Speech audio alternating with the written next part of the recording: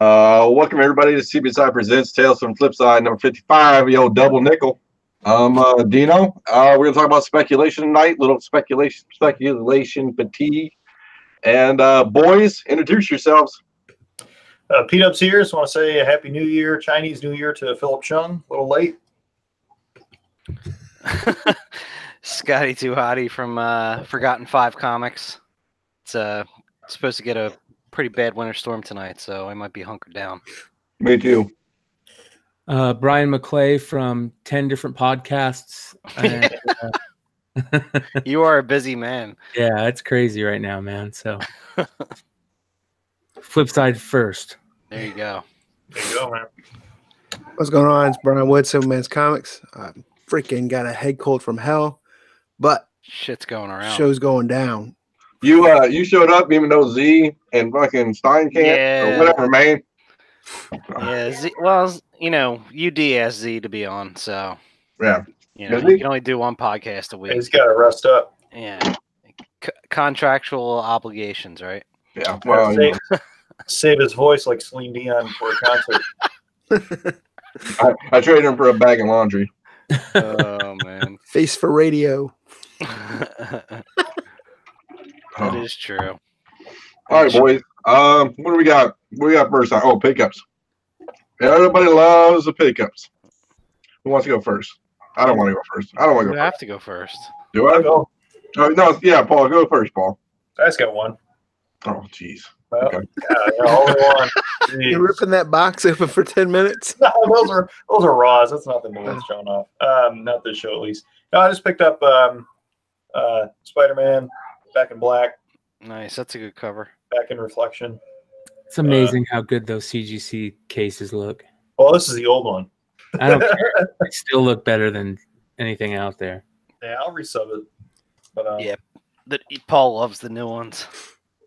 I do. I do too. I'm the same way. Well, I mean, when you have them next to the previous version, it just blows it out of the water. No, I have like the set of Watchmen, and like 3 of them are new, and nine of them are old, and I'm like, I debate all the time. I'm like, should I just do it? Do it. If you send an order in, let me know because I have a few. I'm not doing it. No, No, you don't want to reorder them? no. What's that? He's going to reorder that Losh again. We're going to go down that road again. Yeah, no. If I were to do it, I'd probably do it at Baltimore. Yeah, that's what I would do. I mean, I'm not trusting them people to hold my books hostage again. They'll ship the reholder at Baltimore is 30 though, or it was 25, something crazy. Yeah, No, it was only but 20. you pay for shipping though. yeah, Back to that, I thought shipping it was there and 30. shipping back. I thought it was 30. whatever. I somebody dropped my book, so I had to get a rehold. The grading was 30. The reholder was 25, I think. Yeah, Yeah, you're right. yeah, because somebody dropped it at Indianapolis Comic Con.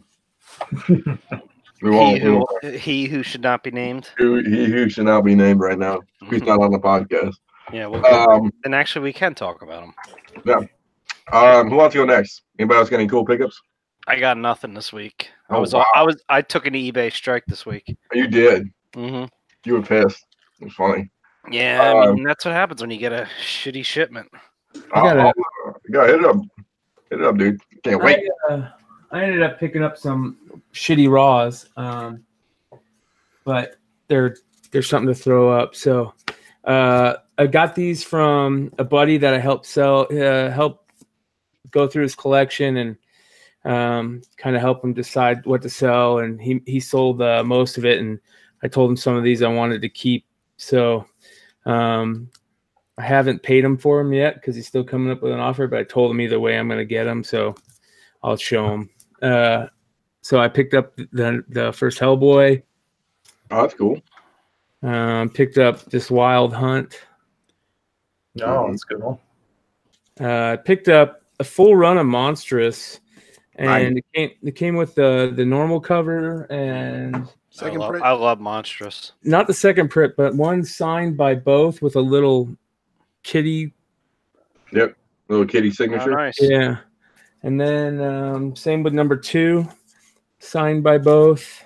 That book sells very well. Yeah, Yeah. dude. Yeah, no problem with those. hold Very on well. to. So, Yep. this is kind of funny because he actually bought this from me a couple years ago, and I said I got to buy it back. But first Hitman, and then I just grabbed these because they were interesting. I think this is something that's was this like first appearance of Immortal Hulk or something like that? I think so. It's the one of the. I think it's the debatable one. Yeah, something like that. Something, I don't know. And then I picked up these. I didn't get any of these, unfortunately, when they first came out, but they're all the first appearances of the Don Moreno Snake Eyes. Yep. And then some of these Starboy covers. And then this one's really cool. This is 871 signed by Jock and Snyder. Nice. That's cool. I love that cover. Yeah, especially when it's signed like that. This half of this dude's collection was signed. It was amazing. And I felt bad that he was selling it, but he's doing it for a good reason. So I got the Cowboy Spawn covers. That's one of my favorite too. Yeah. So yeah, that whole run is awesome. Yeah. He had a whole run of Spawn. It was unreal. I picked up this signed by Portaccio. There you go, Dino. Remember that book? I do remember that book. Do you still have it? I got it in 9/8 still. That's a great book. 9/8 signed, right? 9/8 signed by McFarlane. Yep. And this detective, I think that's the variant. Then finally got one of these. I've been looking for one of these for a while. Is it the negative? And no, I don't think so. I haven't even looked. I'll have to take a look here. Yeah, open it up. Yeah, and then I pick these up anytime I see them. Gore Shriek #1, first Capullo art. Yeah. And then of course Gore Shriek, the #4, the first Capullo cover work, and it's also got That's awesome. Mars Attacks. Yeah, this is one of the greatest all-time covers. I'm surprised this book isn't through the roof. So, but I think the best pickup of them all was something I've been looking for a while, and I'll actually pull it up because it's kind of cool. It's the Wizard #1, the San Diego Collector's Edition. Oh man! But I didn't know this, and I don't know if this is how it is with all the books, but there's something kind of special with it that kind of blew me away. And Did you just rip the book? No. Do you guys know much about this book? No. I think Z or Stein might have talked about it, but the poster, this is kind of cool. I had to put a little piece of rice paper in there because but it's signed. What? Oh, Man. Yeah. What? Did they all come signed? That's what I'm wondering. So, I mean, there's some really good cornbread out right there. If you guys know either way, I don't know if it's. Now I have to have one. Yeah, So- you might want to edit that out. So just the live people got that free cornbread. So Or I'll just have to kill them. yeah, What's the cornbread with the rice paper? Protects the signature, or yeah. Because the problem is that when I went to go look through it, and I was just like, oh, I want to check this out. It's got all the inserts and everything in there, which is really cool. But does it have Do the that top later. 10 in there? yeah, it does. It does. What? Let's see what it is. Oh man. All right, we'll save it for next show. But Yeah, take a exactly. picture of it. Yeah, we'll have I'm interested to see what it was. Yeah, we'll have to do when Ben is on. But the thing about the rice paper is, so when I first opened up the book and checked that poster, the autograph was signed in like a silver paint pen type thing. Mm-hmm. So it kind of stuck, and so it kind of has the whatever's left over, from the other page touching it. So if you put the rice paper in between there, it'll keep the, that's kind of what it's not like necessarily rice paper that they do in CGC, but it's just whatever I could grab, you know what I mean? So it kept it from that autograph from peeling anymore. Yeah, CGC uses microchamber paper. Yeah. So maybe that's something I probably ought to pick up and throw a couple pieces in there, but I thought that was pretty cool. I don't know if all the posters are like that, but man, if they are, That's a nice signature too. yeah. And it's the old school Todd Yeah, McFarlane that's what I'm signature. saying. So, I mean, he's gone through 3 or 4 phases of his signature. They're all nice though. Yeah, they're all nice. And it's really cool to get the really old ones that he did, before then, where a lot of people think they're fake. That Seattle store variant from Spider-Man #1. where he did it. You know, the weird signature. So yeah, those are my picks. Is that the one that has like the stamp on it? Yeah. I picked up one of those for 50 cents in a 50-cent bin, and the guy was like, "Oh, that's got to be fake." So that's why I put it in there. So I was like, "Shoot, 50 cents, I'll take a shot." And it was perfect condition. And when I took it home, I opened it up, and that certificate of authenticity fell out. Oh wow! Yeah. And it was in the middle of the book, and then if you turn the book on the back, it's got the stamp on the back, the little spider. That's hilarious. The guy never bothered to look. He never bothered to look because it looks so fake. So, but yeah. So if you guys ever get a chance, There's and you cornbread for you. Yeah, that Spider-Man #1 with the weird McFarlane signature, grab it. And if you ever see the Wizard #1 San Diego Comic-Con version, grab it. Emiliano said he's looking on eBay, and most of them have no signature on the poster. Okay, there we go. So just by dumb luck. Nope. Hey, can't beat that, can you? Yep. No. So I was pretty stoked. And the good thing is, since you said you hadn't paid for any of them yet, you're still on pace for your Gretzky rookie. You got it. It's funny. Wood, you got anything, Wood? I guess I got 2 books. Okay. So I was up in Annapolis this weekend. I stopped by Third Eye, and I thought he was only signing Friday, but he was there Saturday, so I stumbled in on it, and I got Chip Zdarsky. Get out of the glare here. Nice. But so I walked in on Chip Zdarsky right at the end of his signing, and there was 2 people in line, and jumped in there, talked to him for like 2 minutes because I knew he was trying to wrap it up. And then I got from Nick at Slabbed Heroes, one of my favorite books, and that's the These Savage Shores #1 second print, 9/8. Nice. So it's the Tomb of Dracula homage. Andy Tomberlin, who writes the Indie Spotlight, he got one too. And I saw it on Instagram, him and Nick talking, and I was like, mother lover. So I DM'd Nick. I was like, hey, if you get another one, let me know because I want one. He said, well, I got one for me, but I got some more raws coming, so I'll send you this one. So I was glad to get this. $80. Nice. Nice. Can't beat that for 9/8. Yeah, that's pretty much all I got this week. All right, I do have a boys. box of Yeah. Marvel Masterpiece Upper Deck 2018 coming. Oh, buddy. I can't wait to see that. That's the Simone Bianchi. Yeah. So you should get I think you're gonna get a sketch card in that box, right? Yeah, there's like one. I didn't look at the number of cards. It's like 36 cards for the box. It's like mother. It's crazy. But it's got a good break. There's like an auto sketch card. I looked at it. There's like 3 cards per pack, and it's like 1 base card and 2 parallels. So we'll see what's in it. Hopefully, I'll recognize them. Check out Flawless Baseball or Football. Yeah, it's like $1,500 a box. Yeah, and it's like what, like 3 cards? No, I think you get like 8 cards. Yeah, it's stupid. I could never do that. I'd rather just buy the card I want. Yeah, instead of take a gamble. Yeah, like a flawless Derwin James. Because you know you'll get that hit and it'll be some scrub, and you're like, well, what do I do with this card? Sam Arnold. Nobody wants this guy. So I guess my PC collecting days have begun. I guess we'll start out with that. You all right there, Dino? Yeah.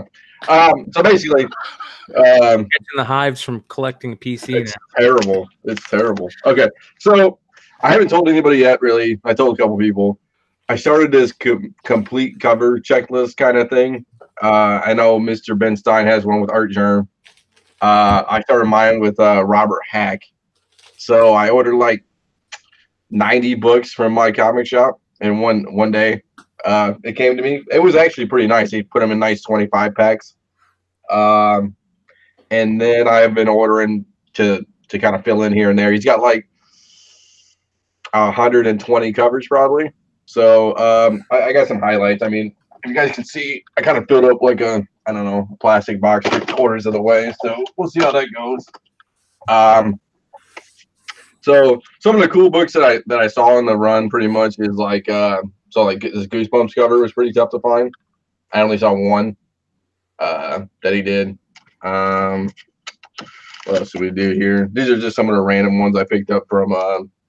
He just does kind of cool, like old school, like it's like old school art, I guess. I wish I could get the clear out the way. Yeah. So it's like mostly IDW, hard to find stuff. He did some Elmira stuff. So probably the cooler ones are probably like this one. He did like a Powerpuff Girl one, which is kind of hard to find. With like roosters and chickens on it. That's a hard cover. Like that 50s movie poster. Yeah. He did Adventure Time with a skull on it. I don't know if anybody's a big Adventure Time fan. That's a nice cover. Yeah, he did. But this is what you're talking about, like movie poster style. So something like that. So dark. What is it? Darkness Visible from IDW. This is the Fox one we were talking about. Yeah, that one's cool. Yeah. So that's another cool one. This is Hangman. So just cool covers I like. I mean, I picked them all up. I pretty much have like I would probably say one of the most complete collections almost. I'm getting there. That's a James Bond Hammerhead cover. I like that one. Yeah. And they're relatively cheap. I mean, $3-4 a cover theoretically in some of them. That's the gorilla like King Kong Legacy. It's like I love how he's got the price tag over the original one. Yeah. He did a bunch of Mars Attack stuff. So that's a Mars Attacks cover. Gotta get him out of those crusty ass My Comic Shop bags. I know, right? I gotta order more bags too. This is one. Send you some. Okay, just send me a bunch of them, dude. And then this is probably the one that everybody likes the most. So Sherlock Holmes. Oh, that's cool. Yeah, that's a good one. Yeah, it's probably the one. I mean, I got like 90 of these books, hundreds of these. He probably has like 130 covers, probably. So I'm at like I'm probably missing like 30 covers, maybe. And it's like the hard stuff, the stuff that's hot right now. So it's what I've been doing. So I mean, that I'm gonna write an article. I'll put it on the website. When's that coming out? When I complete it. No, Later tonight.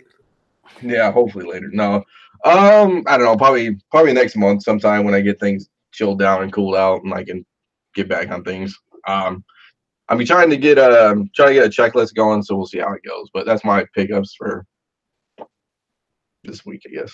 We'll see. I'll have more books. I got so many orders coming. It's ridiculous. Lollipop Kids was hard. Let me see if I can find that one. That was a new book. I got it kind of in alphabetical order right now. Here. So you did like Lollipop Kids, I guess.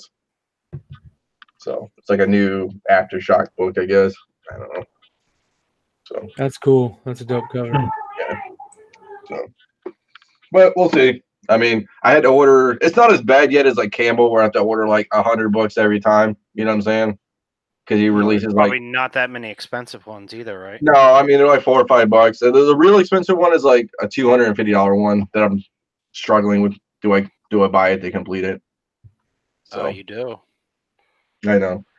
And then the amount of books he releases a week isn't that bad. I mean, it's like, or every Wednesday. I mean, each month I think it's like 2 or 3 a month. So it's not like Art Germ where it's like a million or like JSC or Hughes, So Yeah, but still, if you're getting him a cover, he can release 10 a month. You could still. Yeah. I mean, it's not like crazy retail incentives where it's like, he did a 75 and 1 and it's off, $100 and a quarter or $500 for, a book. So I know that's what Stein's dealing with Art Germ. Like I think when's the last one of his covers like $500 or $300 or something. I think so. I thought it was $175 for that set. Was it? Yeah, something. I mean, something huge. So, but I don't know if he bought it or not. I can't remember. He didn't. He was struggling. He was like, I don't want to buy. Which I understand, man. It's not cheap, especially when you're throwing out 30 a month or 30 a week for covers or whatever. So, anybody else got any pick? I think we went through everybody, right? Yeah, I got nothing. So we're gonna pose this question to everybody in the chat as well. We're gonna have our own comments on it, but favorite, what is it? Favorite artist? Favorite artist for your favorite character? Yes. Sometimes artists can make or break a storyline depending upon who they're working on. I mean, obviously for me it comes like McFarlane and Venom or Spider-Man. I mean, that's iconic though. Yeah. Neil Adams Batman or Neil Adams Green Lantern. Mm-hmm. I'm gonna go. I'm gonna go new school, man. I'm gonna go with. I'm gonna go Galactus and Del Auto, man. That Del Auto Galactus was dope, man. I mean, No, but we're talking about like artists who like do Make the or break a interiors as character. well. do the interiors. Oh, okay. Yeah. Well, I mean, like for instance, the Neil Adams on the Batman and the Green Lantern. I think Neil Adams, and I mean, even though he's not an artist, but he's the creator that worked with him. Is that Denny O'Neil? Is that they really made obviously Green Lantern. I mean, starting with Green Lantern 76, they made that character into something more than just like. I think Green Lantern before Neil Adams and Denny O'Neil, he was kind of hokey, that type of thing, and they really made him social, really conscious socially. And then, of course, the Neil Adams Batman is iconic. I think Neil Adams is probably the most iconic Batman artist. When he gave kind of Batman that real look that he wasn't getting from the other artists until Adams gave him, kind of that real dark look, and we all know what came out of that run, that whole League of Assassins, Ra's al Ghul, the Joker 251, the Batman 121, I think it was, that whole run, and just like Scotty was saying with the McFarlane and Spider-Man. That's the most iconic. Robert Fordham said Jim Lee and X-Men. Yes. That's a real good one. That's a very good one. What about Frank Miller and Daredevil? I mean, oh yeah, Daredevil was kind of a joke before Frank Miller, right? Yep.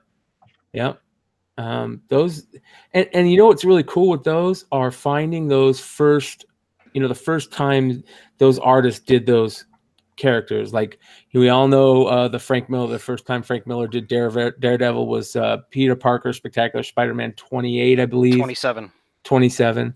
And another one is Frank Miller's Batman. I mean, Frank Miller, we all know about Frank Miller and year one. And the first time Frank Miller did Batman was in the DC Christmas special.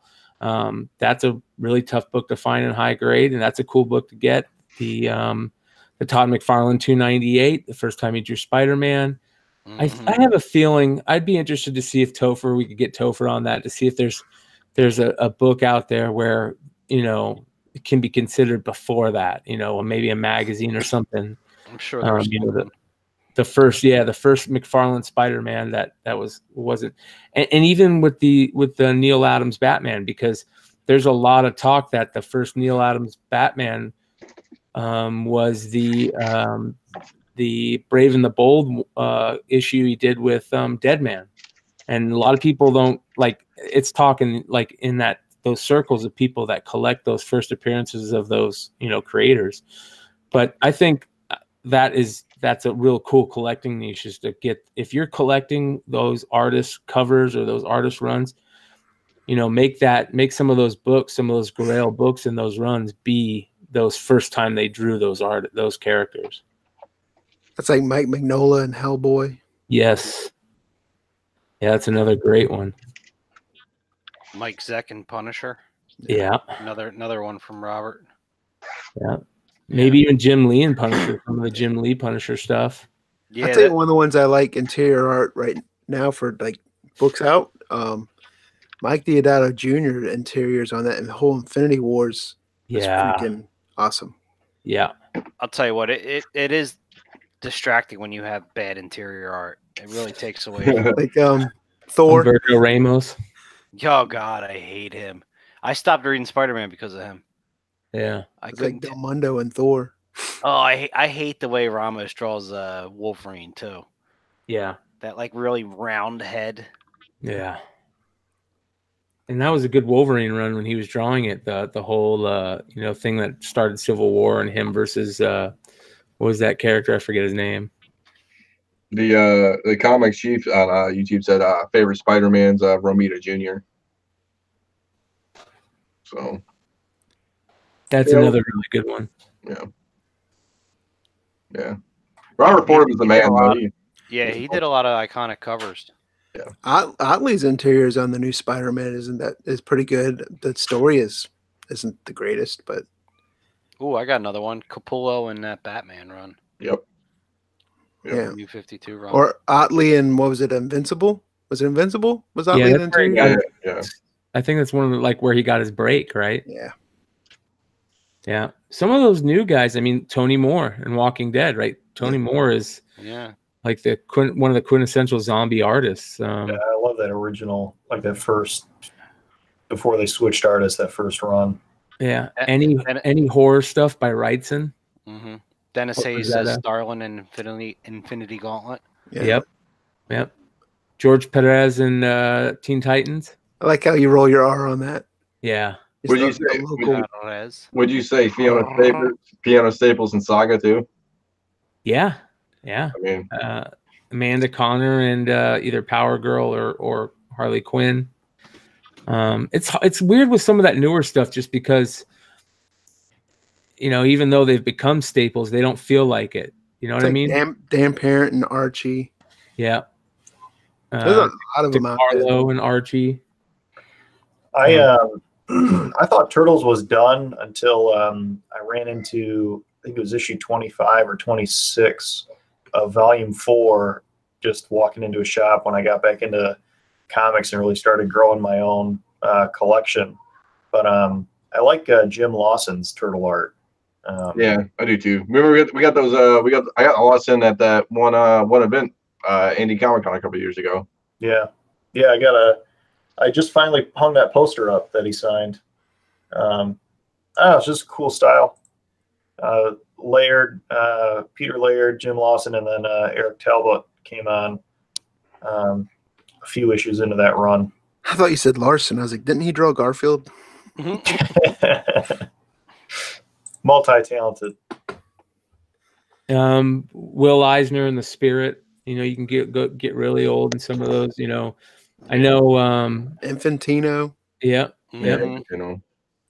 You know, the Spider-Man and the Ramita. That's another really cool book to search out for. That's I want to say like Daredevil number 16 or 12. That first time that Ramita drew Spider-Man.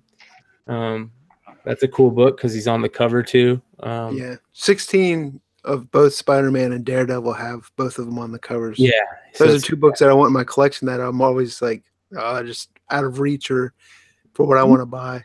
You can get the Daredevil. You can find good deals on graded copies of that Daredevil one, which is the one to get, in my opinion, considering it's the first time Ramita drew Spider-Man. So, you know, some of the ones that are way, way crazy are like the first time the red suit. First time Kirby and not Stan Lee, but Kirby and Ditko. No, Kirby and who am I missing? I think you nailed the big three. Yeah, was that who it was? Well, their first time they collaborated on something. That would be something cool to get. Now, was that actually Marvel or was that like Timely or? Yeah, it was the early Timely. Matter of fact, I got a list. I mean, I've talked about the list before, and it's one of those things that kind of just throw in my back pocket every time or keep it on my phone. And it's got all the first time creators did stuff, or you know, that type of stuff. And anytime Topher throws up something new, I like to update it. But like you know, for example, Neil Adams, it's got his first work, which is an Archie's Joke Book magazine, number 41. You know, he got his start in Archie magazine, and he only did a couple little panels, and then you can just keep going. I know Jim Aparo is a really famous Batman artist, and his first Batman art is Brave and Bold '98. So it's cool to find those artists. You know, like the Mark Bagley's first Spider-Man, I believe, is amazing. 345.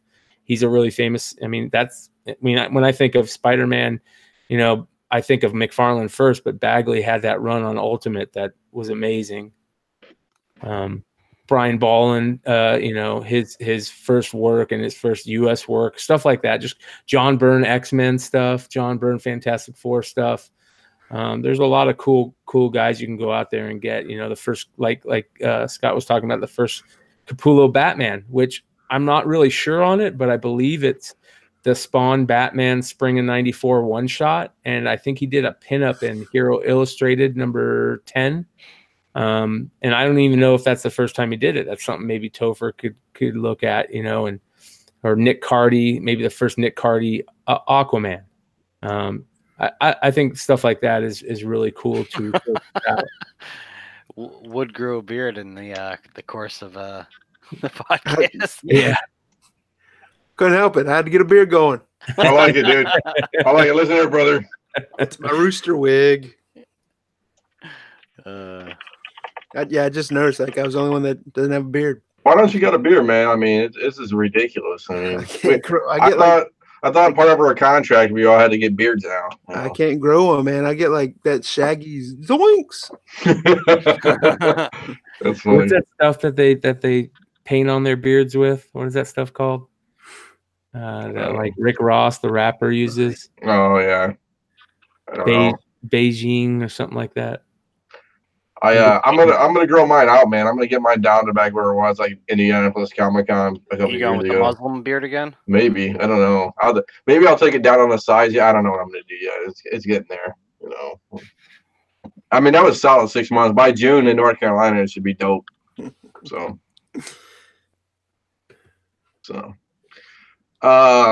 let's see what we got. That was cool. I appreciate the guys in the chat picking us up with stuff too. Yeah, there's a lot of really good ones in the chat. Yeah. Stein says Stein's in the chat. He's driving on the way home. I love it. Is Adam Hughes becoming a new Alex Ross when it comes to when it comes to spec and profit, maybe? Yeah, concern spec and profit. I'm sorry. Yeah. Dino just learned how to read. Yeah, I didn't know if that's what it meant. I was like, oh, concern spec and profit.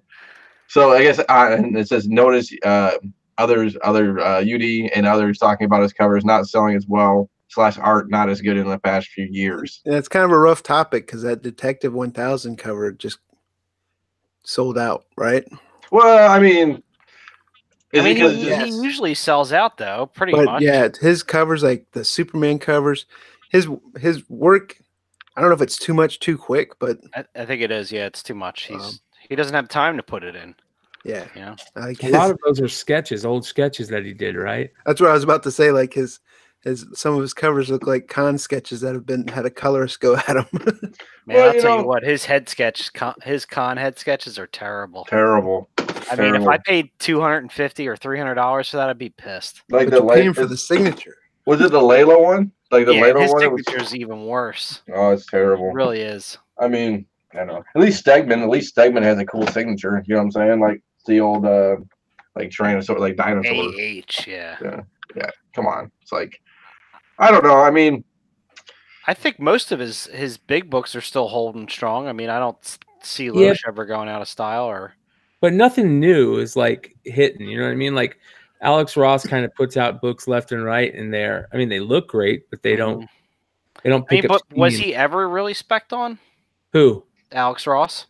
I think so. I think there was a period of time he was. Some of his new books come out are pretty expensive too. I mean, like. Well, he's got high ratios now. Yeah, that's what I'm saying. When he does the high ratio covers, I mean, they're pretty expensive. I mean, maybe that's the other reason. Like, but they drop quick. Yeah.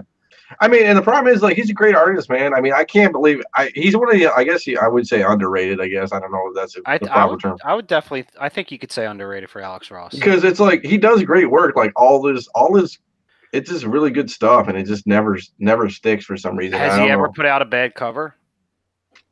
I think everybody's put out at least one, right? I know, but like one where you think they like phoned it in and didn't put out the effort, like Ross or Hughes. I know Hughes has done a ton. Ross. No, Ross. I'm talking about Ross because I don't think Ross gets into that issue because I don't think he's doing as much work. That Savage Sword of Conan regular cover he's got coming out this week looks good for the Ross. Oh yeah, he's like the only reason I buy Captain America. He's the main reason I started buying Immortal Hulk until I found out the story was good. I haven't really been reading any Marvel books, just like the Star Wars stuff. Adam Levinek said he got super hate on Reddit for saying Ross was underrated. He is. Dude, he is, man. I mean, I really don't think he gets the credit that he deserves. I mean, he's one of the top artists out there now. Do you think I think one of my favorite covers of his is that when they did the Hardy Little Black Book poly bags and they had the Batman one. Oh my Mhm. God! It's Yeah, black cover with him. Paul, And, don't you have that in a 9.8? Oh, yeah, I do. That's I bought that probably recently. that's a beautiful cover. Well, and the thing too is maybe because I mean, I know back in the day he did a lot of realistic. You know what I'm saying? He's not like, how Hughes and JSC are more, I guess, would say fantasy would be. Mm-hmm. I think maybe people don't like the realism. I mean, Yeah, I mean, like the real. I could definitely understand if you don't like his style, but And his chicks are way too manly. yeah, I and think that's that probably kills why it. he's not. That's probably why he's not as highly rated because he just doesn't draw the His moves as Wonder well as Woman the other looks guys. like his Wonder Woman looks like China. But I mean, honestly, that's probably what Wonder Woman would really look like. Yeah, I mean, she's. Oh yeah, there was somebody he sent a painted the cover. Linda Carter one good on that Batman 66. Oh yeah, that was Wonder really Woman nice. 77. Yeah, But, well, he kind of like probably peaked at what Kingdom Come. No, his JSA run was pretty darn amazing. It was ridiculous, dude. Yeah, the black covers. Yeah. Robert Fordham said the Vampirella. Yeah. Have you guys seen that? That variant's freaking gorgeous. The blood red one. His And there's Star one of those Wars- things like you could see the cover and know it's Ross. Yeah, Yeah. He's got such a distinctive. Who was that? The recent, is it Tech 1000 that has a Ross-esque feel to it? You mean the clan one? Is it him? I don't know. It's where Batman's being attacked by like every villain ever. Oh, I don't. He does some really good wizard covers, and there's one where Batman's getting attacked by a bunch of villains. What's that? The Alex Ross wizard covers. He might be underrated, but he's not starving. No. I mean, No. he's getting work. Yeah, No, I'm 'cause just he's got saying all those spec sideshow wise. prints. Yeah, you would figure like every week, every Wednesday, if he came out to cover every Wednesday, that would be the cover to go. Yeah, it's people are saying it's a Mayhew variant. Yeah. Oh yeah, Mayhew. I think Mayhew's very underrated too. He's doing that. Yeah, it's Mayhew's Tech 1000 variant. It has, Now, is that one of the DC Decades variants, or is that like an exclusive? I don't know. I just I've Googled. lost. I'm not sure. We'll lean on the chat for that one. I'm assuming it's a store variant. And I'm Stein will know when he gets in here.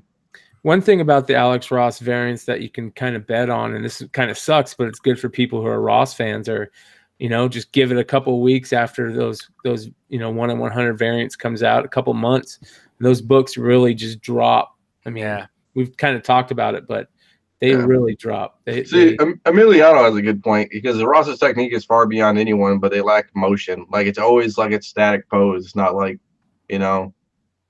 Besides maybe the black, is it that one that's with that JSA run? Is it the Black Adam run when he does a Black Adam when he's shooting, when he's shooting upwards? I guess. I mean, but still, it's staticky. It's not a lot of fluid. That's a good point, Emiliano. It's a good point. I think it was Wood that brought up his Kingdom Come stuff, and that's probably his most iconic stuff. Including the interiors. Good. I mean, you don't really get Alex Ross interiors that much anymore. And he had hit his height at that point, but his interiors in that are amazing. Right here. That's top 5 all-time favorite stories. So right there. Yeah. I mean, flip it around again one more time. There you go. That's just classic Ross. I mean, I mean the inside, the details are. It's insane. There's a really cool poster that he did for that, where it's all the characters and they're like almost flying like angels, and they're all in the background like angels. I mean, look, the detail's ridiculous, and you can tell he's a painter when he does painter-esque stuff. But I mean, it's like that chapter 3 right there. There's no motion. You know what I'm saying? It's like all. Yeah. I mean, this guy, he knows how to do motion. Well, I know that, but I mean, on covers, at least. Yeah, well, I don't know. Because he's going for masterpieces. Well, I don't know. He's really good at like those group paintings. Do we think that he's gonna ever get his due? You think I think he gets his due professionally, yeah. No, well, I meant that. But do you think it'll be a speculative? Everybody slept on Del Otto, right? I mean, I'm not gonna say CBSI blew up Del Otto, but it's like, is he ever gonna blow up and all of a sudden be a marquee name in a speculator world? I don't think so, because I don't think he's not gonna come out of nowhere like everybody knows about him. I mean, yeah, right. if he hasn't had a bump by now, I don't think he's going to. I mean, I really don't see what would give him another boost. Still, my personal preference. A lot of times I'll pick up a Ross before I pick up a Delato. I like them that better. The poor top 10 authors driving and texting. This isn't great. We might lose the top 10. Yeah, don't get killed, Stein. Come on. Yeah, it's that Batman 47 is the one that I have. The Alex Ross color. I got the full color variant 9.8. Super tough to get in high grade because that poly bag. Oh, I got it for a steal too. Just so it was holiday time, but just so everybody knows, we don't get paid for any of this, so we don't have insurance on Stein. So I know. I picked one of those Batman 47 9.8s off of Comic Kings. Did you? Yeah, they had a really good deal on one, and I remember I bought it, and they hit me back. They're like, "Yeah, we're wishing we didn't sell it." And you said it's not my fault. Yeah, me too. So you just said, so what's the tracking number? Yeah. Oh, that's funny. So I mean, do you guys think that Hughes is going in that direction? I mean, I think some of the new stuff is obviously hit or miss. I think he's just doing too much. I think so too. I still think he's holding on strong as far as at least the good books. A lot of people like it, but I don't like his Avengers No Road Home 1 in 50 Scarlet Witch variant. I like the Scarlet Witch variant he did for A-Force better. Was it A-Force? Yeah. I don't like his Catwoman either. The Catwoman is you're crazy, man. Witch. Yeah, that Catwoman 51 is probably my top favorite cover of all time. Oh, not that one, not that one. The new Catwoman is just the detective. Yeah, the detective, whatever it is. I like it because it's classic, like his hardcover art book. Yeah, the Catwoman. It kind of resembles that, but she's running. He does a lot of those faces, like the Gwen Stacy exclusives that he did that just had like Gwen Stacy's face, and then he just changed the color of the background. Yeah, it's all phone, like the little frame around it. That's the one where it's like, yeah, Alex Ross has got him beat. And, Robert Fordham said Hughes said he lost his passion for pinups. I don't know if that's true or not, but I believe him because Robert's a man. So, I know. When we take a break here, we make sure everybody likes and subscribes, man. That's the big thing right now. We're trying to get it out there to the masses. We're trying to pump those numbers up. These are rookie numbers. So the Wolf of Wall Street going. So so everybody can like and subscribe. That'd be awesome. This is the big topic of the night, I think. And Mr. Scotty, I think he's feeling it because he's telling me about it this week. Yeah, go ahead. I just feel like, for me at least, I don't know. I mean, I'm not speaking for everybody, but I feel like I'm speculated out. Okay, I agree. I cannot. I just there's too much like between like the top 10, the Bolo. Like there's just so much information right now every week, and it's just like. Look at the hotness that dropped today, man. I mean, they're doing Howard the Duck animated. Are you buying Howard the Duck? Are we rolling out Howard the Duck right now? Like, I mean, I don't hate it. It's good. Like, but it's just for me. Like, I'm not touching anything new right now. Yeah, I'm just not doing it. I'm only buying books that I know I could sell. Books that I have sold. You know.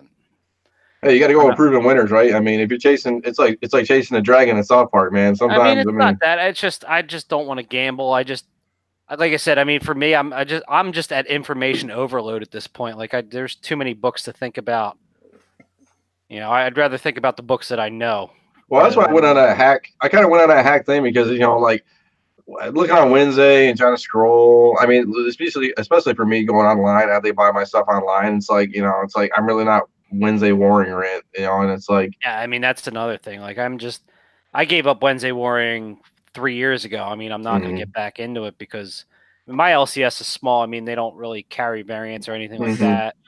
So, I mean, I'm not really going to go elsewhere because every time I tried, I got nothing. Yeah, and like DCBS is going to charge you $800 for a 1 in 50 or a 1 in 100 now, so you're not going to get any deals there. So, yeah, I mean, like, no kidding, they charge $100 for a 1 in 50. Yeah. Are you serious? Yeah, for like a Campbell, a Campbell 1 in 50 or like a Hughes. That's they used to charge $12. Just because I like the cover, the Gerald Perel 1 in 50 for, was it Thanos that's coming out in Mhm. April? The $100, and I had called up Third Eye and I bought it, pre-ordered it off them for 48. No, That's there you not go. bad. Well, at I least you mean, have that in there. I mean, I don't mind paying $1 per Yeah, if you book. pay at ratio. but- Yeah. I think there's two different types of spec right now. I think there's the Wednesday Warrioring and picking up all the new books. Mhm. And then I think there's the things that I get excited about, and that's stuff like watching Tim Walker put up his posts and, seeing what he's grabbing and what's hot and kind of the stuff that is hot that's not because it's, I guess it's still spec related, but it's Mhm. not the main spec related stuff. So Behind the curtain books. yes, I love those old school spec books, like whatever is coming out and finding those deep dives. And sometimes you're hit or miss, but I think you're more hit than you are hit on the Wednesday Warrioring books, especially with a lot of the new image books or whatever. You can go score some of those characters that are the deep dives in some of the old school DC, Marvel, that type of stuff. So or the hard to find covers. What surprises me now is like how quickly books rise Yeah. in the secondary market when they're like out quick. Like it seems like any book with an Antarctic press tag on it now, as soon as it hits, it sells out and goes up for money. And It scares me, to be honest. well, I mean, the problem is, I think the other problem too is like, so all the old books, like we all know this, all the old keys back in the day, they just never, they just, I mean, they're all inflated. Let's be honest, they're all inflated, right? I mean, Yeah, unless you had the book now, or 5-10 years ago, it's all inflated, and so nobody's buying those. So everybody's trying to find big books nowadays that are going to go up. I mean, like Fordham says, like that Ghost Spider book. It's like it's like, how many of those are going to come out each week? Not many, man. I mean, well, and then they think they can duplicate it by buying up that variant, the next time. Yeah, and The- that's the, the problem. the It's Harley Lightning- exclusive that's by the same artist, Lee Oh, yeah. Huang, or yeah. Is that It's gone almost like anywhere? the I same mean, it's one. not out yet, but I haven't looked. I I haven't it's either. sold out. I know that it's sold out, but that's all I know. Well, I mean, So, this- I didn't know if Lightning the is not going to pre-sold yet. strike twice. my whole thing is I just buy what you like. Yeah, buy what you like. I mean, look, I'm definitely guilty of it. I have 2 short boxes of DCB covers, but I think they're long-term holds, whatever. I mean, but I didn't spend much for them.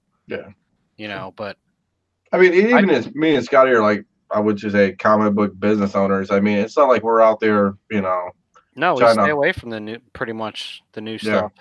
I mean, unless it's something that's short print run, like we'll take it like those Sabrina covers, right? They were only like what 500 or 750. Yeah. I mean, just smart decisions like that. I mean, we're not out pre-ordering books, variants, and then trying to flip them that day. Well, the first thing, we're not going to get the books in time. Yeah. So like when you put them up, like, and that's a good point for other people. Like, if you're on eBay and you got a business account and you do, you got to do next day shipping. You can't just pre-order books or like do pre-orders and then sit on books. You know what I'm saying? Like, so.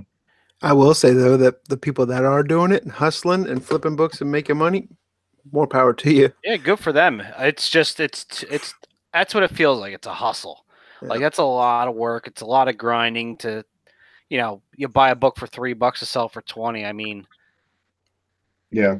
it's Sometimes I look at that and I'm like, all right, so my profit was exactly. But then, well, whatever my profit is, I'm thinking, I'm walking down the street and I see $7. Am I going to kick it aside or, pick it up? So Well, that's how I look at it sometimes. Well, look at Mel. Mel's the greatest example of it. Like it's like he wakes up early, gets into Midtown, does his thing, but it's like sometimes it's a wash, and sometimes he'll make his money, but I mean Yeah, but he gets access to good variants. So I mean, I would do that if I had a shot at that. But yeah, I mean, for the what I don't understand is all the new first appearances every week, the new number ones. Like I tell you, boys, like, come on, people, like who actually thinks these characters are gonna fucking be anything? Well, I think is Marvel and DC's doing to sell more books, just trying to crank out Well, more of course characters. they are. I mean, it's smart on them, but it's like I tell you, boys, what you really need to do is you got to stick with those books. and like Spider-Gwen 24, like, you know, start getting into like covers that are like when so like I did that Life of Captain Marvel. It's like how many 100 people are ordering 100s of those, or how many people are going to order 50 of, you know, after, you know, Immortal Hulk 26 when it comes out. Who's staying on that ride for till 26? You know what I'm saying, or 30?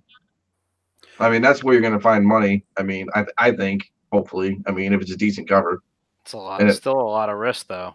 Oh, it is. I mean, for a high ratio. I mean, you gotta. That's where you gotta gamble a little bit. You know what I'm saying? I mean, but you gotta think how many people are gonna order. Say Immortal Hulk 50 or 48 comes out and it's a 1 in 100 cover. How many hundreds are you think gonna come out of that when it's 48 issues? You know who? Well, I guarantee you they print whatever they make. You know, if it's a 1 in 100 and they print 50,000, I bet you they're printing 5,000 of them or 500 of them, whatever. Maybe, yeah, maybe. I mean, do you think? I don't think they print to how people order. I think, you know, whatever the print run is. All right, it's a 1 in 100. All right, so print 100 of these for every, you know. Yeah, I mean, I was just gonna say, you know, we've never had, or at least I've never been privy to, is all our connections and all the people we know. Have we ever talked to anybody who's on the ground floor of these places where the books are printed? Copies and like all, you know, 500, is it really 500 and all that? Well, I mean, it's never really what it's stated. I mean, they always have to print overages, right? For comps and for, you know, damages and stuff. I won't name names, but you know, Diamond has books that are in their system that show up magically. You know. Yeah.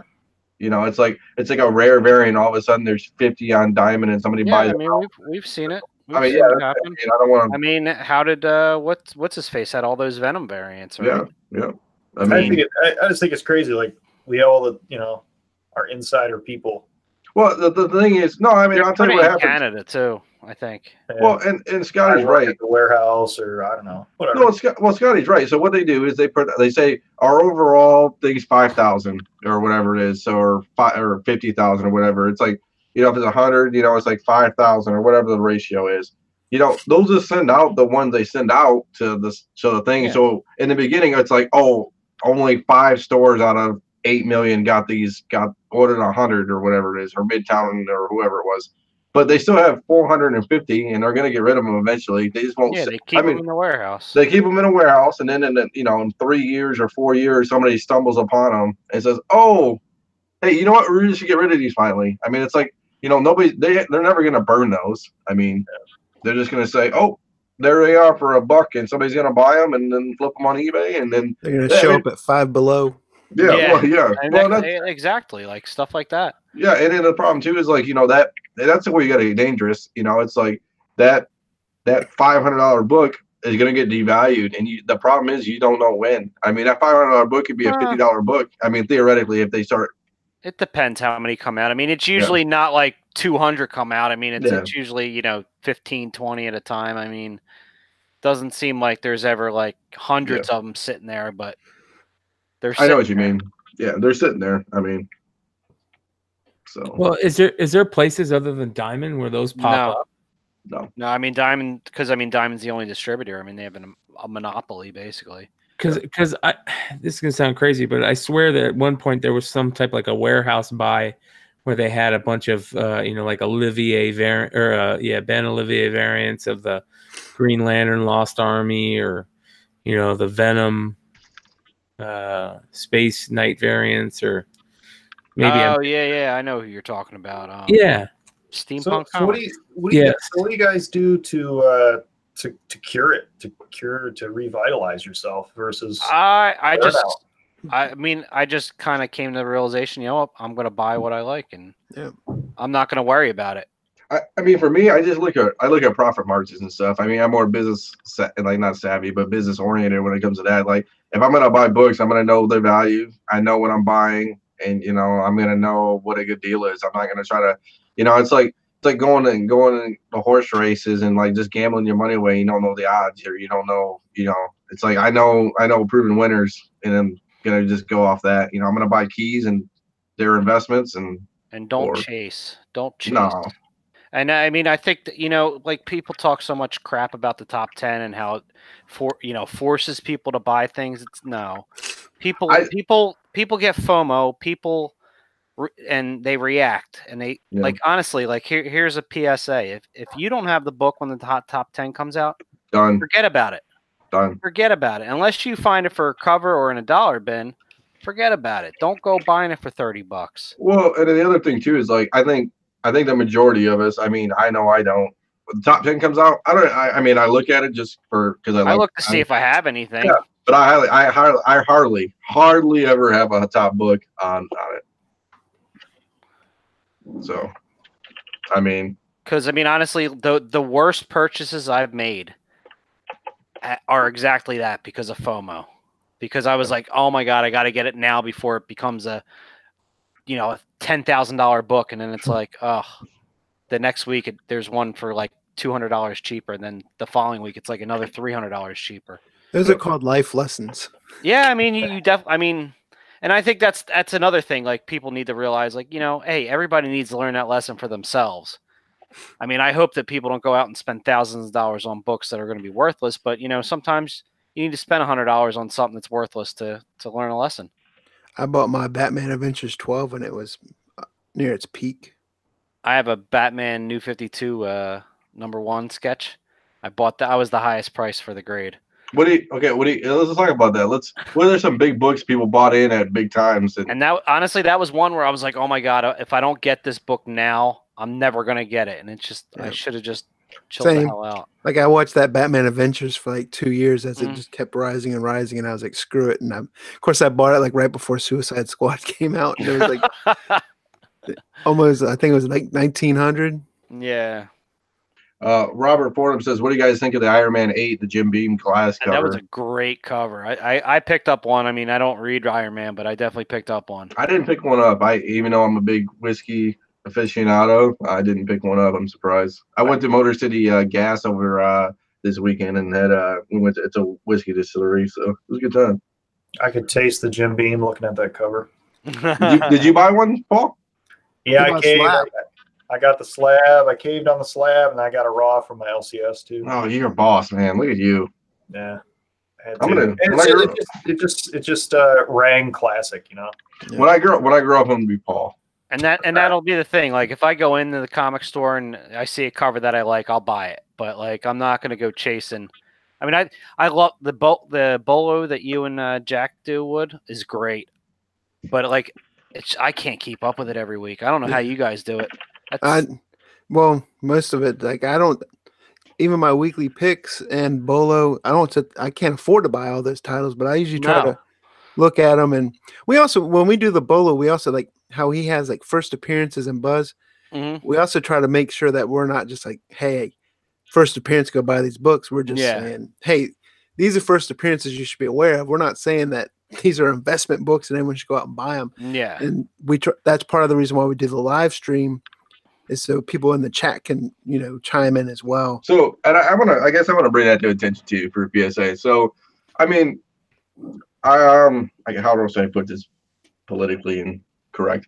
I mean, I know it's gonna be terrible. No, I mean, it's so like we're just information providers, So it's like, say I wanted to invest some money in something, I would go to an investment broker, right? And he would say, these are the things that are doing something, right? I mean, it's still on you to put your money in these things and what you think. Guidance is one thing, but it's on you know what I'm saying? It's like, you should never take one source of information and assume that that's 100% correct. Correct. You should always try to research. You should have multiple sources. And correct. And it's like we try to do the best at what we do, and I think we do the best. We do it well, yeah. But I mean, like you said, I mean, everybody's fallible. Everybody's but it's like and even on the hot 10, it's like it's like he does a great job, and we had a big discussion about it last week about how he does a great job, and he puts probably more time and effort into a top 10 list that means something, obviously, than most people do. I mean, I see some people put up, other top 10s, and I've seen other people make lists and whatnot, and it's like he tries his damnedest to give you the best I guess I wouldn't even say speculation value, but his honest opinion on the marketplace. And same thing with DeVoe on the Wednesday after, and all these other guys, the Bolo boys, and it's like, it's just tough. I mean, but I mean, I understand when people come to us and it's like they're new guys and they want to, they're chasing, and that's just a new thing that everybody does, And we all started there. I mean, I started there. I mean, Yeah. It's funny. 2011 buying every Image #1 that came out because he thought it was gonna be Walking Dead. Oh, dude, I went through I was going through my Midtown account and I was looking at some of my first orders, and it's like, what the hell was I thinking? Yeah. I bought 8 different covers of Fantastic Four #1 Marvel Now. What the hell was I thinking?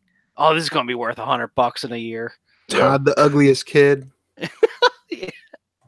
Well, and it's like, it's like everybody has that learning curve, and you can't be salty on that. I mean, everybody has that learning curve, but even after you get past that bump, it's like it's still a list, it's still finite, and we always talk about this. How many top 10 books actually sustain that value? You know what I'm saying? I mean, not many. No. Not many. I mean, I'd love to see a report of how many top 10s that he has that sustain the value. And it's not even his fault. It's just what the market dictates. You can't be mad at him what the market dictates, after it, And nobody's saying, like you said, to buy that book. It's like, that's my thing on it. I mean, yeah. Everybody's a right to their own opinion and stuff like that. But I mean, I think it's good that if anything, it brings conversation, good or bad. Yeah. Yeah. And I mean, and like you said, all these people who hate on I wouldn't say hate, I guess. Maybe hate is the right word, who has a conflicting opinion on the top 10. It's like, I'd like to see your top 10. Well, you know what? We don't even have to say that. How about this? If you just disagree with a pick, just say why you disagree with it, and then give a counterpoint. Say, hey, you know what? I don't think this book should be in here. I think this one has, is better because of blah, blah, blah. Yeah, A, B, and C, and then list some figures. And honestly, Ben cannot catch every book. It's just impossible. Yeah, and it's like, I think he does a really good job. And at the end of the day, like you said, he can't catch every book. And then like he said, some books come out and some are on fire, and then the other thing to the list too, it's like he doesn't put every book that's a banger out there. He just puts a book out there. It could be a $5 cover book that sells for $15 or going for $10. Well, I mean, I think again it comes down to maybe there is fatigue in the market. I mean, I think people are getting upset, at the value of books. I mean. Who is the writer that, remember we talked about the writer who was upset that her book sold out or his book sold out? That was that Magic. What was that? Yeah, book? Electric Company. It was Magical Beatdown Sprocket. Yeah. So didn't the writer came out with a tweet saying they were they have plenty of books left over, and they put out a tweet saying that don't buy them for $30. We're gonna print more of them or something like that. So and they were kind of upset that they sold out. So I mean that was kind of an interesting. Interesting I don't know if Andy Tomerlin, if he's in the chat, and he does the indie spotlight on comicbookinvest.com. Yeah, he was in there. Yeah, but he just reached out to him to ask him kind of what the print run was, or if it was like TKO's print to order. Mm-hmm. Kind of researching for an article, and they came back and told him how the book was printed, what type of printing style it was used on. And they had said, then the guy said, I don't know if it's a guy or whatever, but say, hey, it was on Instagram. He said, shoot me an email. So I guess he shot him an email. And then there was a tweet saying, glad to see the book selling, investors calm down. And then the following day, there was the Instagram or whatever post that they were just pissed off that the books were selling on eBay. Yeah. I mean, I get where they're coming from, but I think you just have to realize that it's part of the deal. Speculators are part of what comics are these days. I mean, you can't be a beer company and expect only the attractive type people from your commercials to buy your product. Well, and that's a good point too. It's but like you said, it's I understand you want everybody to get your product if you can, right? I mean, you never want to be that company where you can, but I mean, it happens. And distribute it through PDF. Yeah, that's what we're talking about too. Or just do a email the link. Print. Yeah. I mean, it's very simple. And here's the thing, do a second print, sell more copies, make more money. I'd love to do a variant. I'd love to do a variant on a cover, but it's like, what happens if that cover doesn't sell? Then it's. I think we crunched the numbers one time, just shooting the breeze in another chat, and I think the minimum is 10 grand. If you want, it depends. Depending on how many you print, yeah, but. If you go indie, you can go a lot smaller, but Marvel, you got to do at least 3,000. Yeah. So, I mean, and like you said, I understand they should be applauded. I mean, how much work is it to make a comic book? I mean, it's pretty. We all know how hard it is. I mean, and actually be decent. Again, back to speculator fatigue. I mean, it just. I think speculator. I mean, I'm not a huge speculator, but I mean, I'm not mad at them. Like if people are gonna spend that money on a book, like let them spend it. I mean, who cares? It's their money, right? They got disposable income. They're and I mean, like it's funny. I understand where the artist is coming from, or the writer, whatever, is coming from, but for God's sakes, you sold out all your books. Like you should be happy. Like go to second print. Yeah, wouldn't you be more upset if it was a dud and no one liked it, no one knew about it? And let's have like a serious conversation about this. Like, how many of these books would sell without speculators? So, yeah, I've seen a lot of creators like, really tearing into speculators and making it sound like such a dirty thing. Like people are making money, but it's like you're making money too. Like, yeah. And then how many of these people bought out all your damn books? So now you could do whatever. You could distribute it electronically if you want, so that everyone can have it. Be the true artist. Be the Yeah, for every Saga one, there's 20 Avengers West Coast that never sold. Yeah. Even though they probably went away. And you know what? Here's the thing. Your issue number 2 is going to sell out now because it's got so much buzz. I believe volume 2 is available on their site to buy now.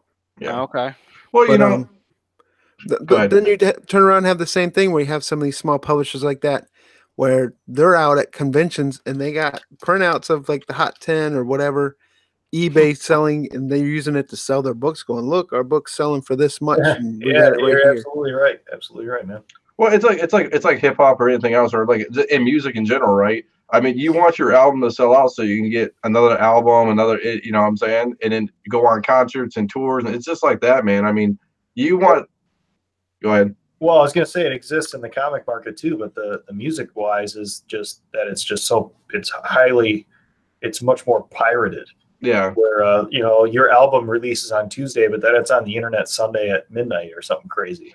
I mean, I think it's even a tougher game there. Say I owned Dino's Comic Empire, right? And I'm going to be a comic book business, right? Just whatever it is. And I made you guys like our writers and comic book cover guys.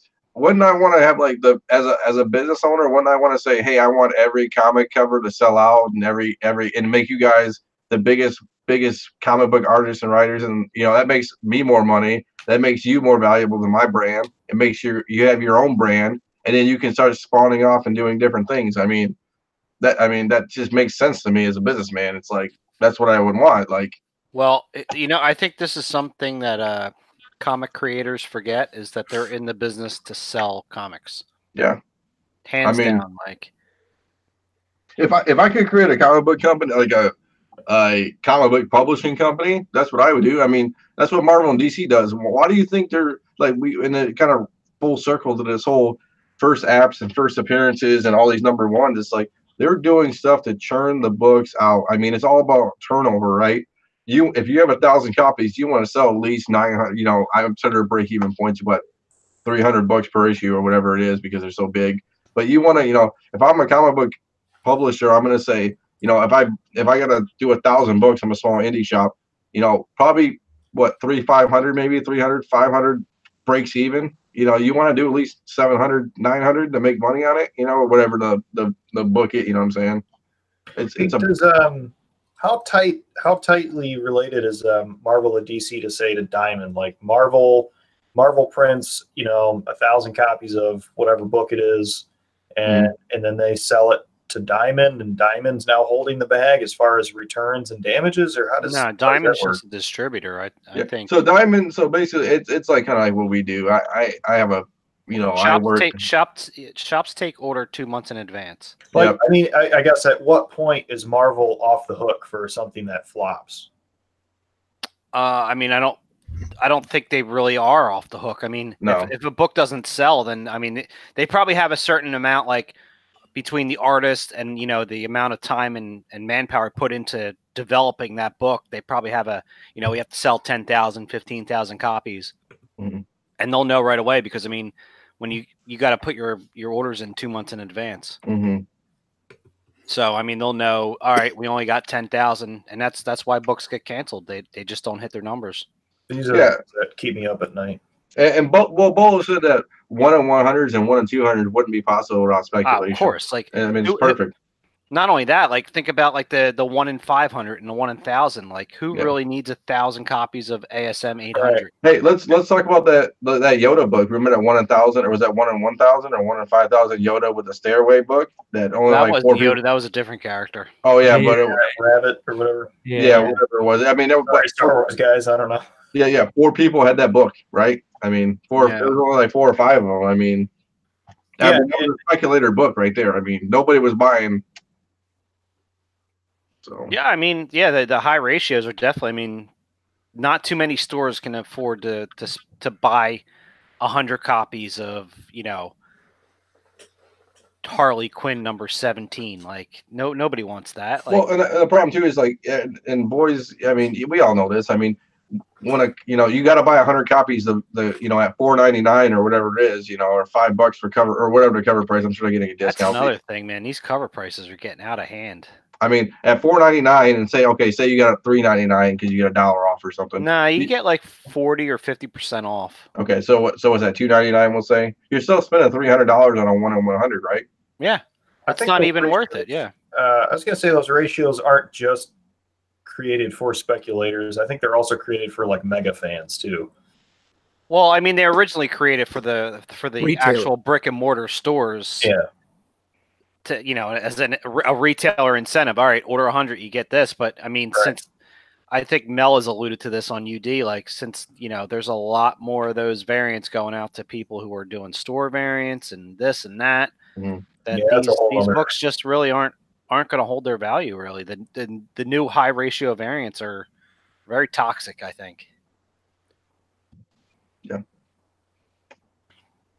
So I will say, if you did want a copy of Magical Beatdown, silversprocket.com has it, and it's 10% off. With the code Simple Man. Did anybody get that? I picked it up when I was at Third Eye because it was at the cash register. Did you read it? No, but it's also 5x7, so it's not like a normal. Oh wow, it's a small one. It's like the Dan Piercy book. Yeah. Yeah. But so I guess we could that was a great topic. I mean, and a lot of good participation I see in the chat here. The chat's lighting it up tonight. I like it. Yeah. So we got we always got to talk about it.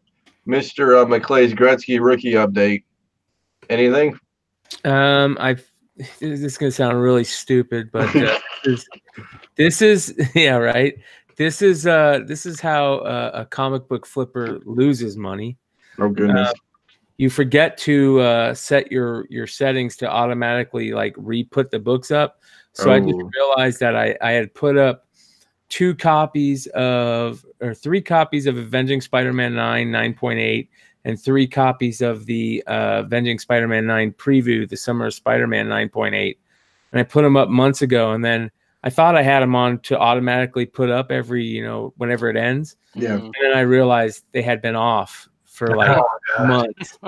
And I'm thinking to myself, how are those books not selling? That sounds like something Paul would do. That's a Paul's problem. So like, not only like I'm learning how to do this as I go, and it's killing me. So yeah, there's something when you list it, you gotta auto relist. Yeah, make sure when you're your template, make sure your template does that. Are you doing buy it nows? I am. Or auction? I'm 30 doing days? buy it nows. Yep, and yeah, you gotta, like, before you hit like list it, there's something that says, do you want to like auto relist? Yeah, hold on. I actually can do this, I think. Hold on 1 second, boys. I listed some stuff, Brian, and I forgot to click offer best offer. So I put a little high just to put some wiggle room in there, and then I was like, man, like nobody's No offers, throwing no any- bites, yeah, no nothing. nothing. Like, oh, I didn't select the allow buyers to send me best offer. That's Here, let me see if I can do this real quick. Present to everyone too. Okay, so this is like a listing. It's like a pre-filled out listing. Don't worry about it. It's no big deal. I don't have any pictures up. I think it's at the bottom here. Okay. Start my listing. Schedule at the start. Charge sales tax. Is it at the bottom here? I'm losing my mind here. hit It's just- Control F and look for relist or redo or something. Should let you see. Probably our chat is probably already set it 10 times. I know you guys. Oh, right there. Duration good till canceled. Right. There we go. There you go. Okay, yeah. And then it automatically just puts it right back up, right? Yeah. Yep. Yeah. After 30 days, it'll. Yep. So it says listing renews automatically after 30 days based on listing terms at the time and until all quantities are sold or listing ends. Blah blah blah blah. So. All right, and here's my second idiotic thing to do with that eBay store is, so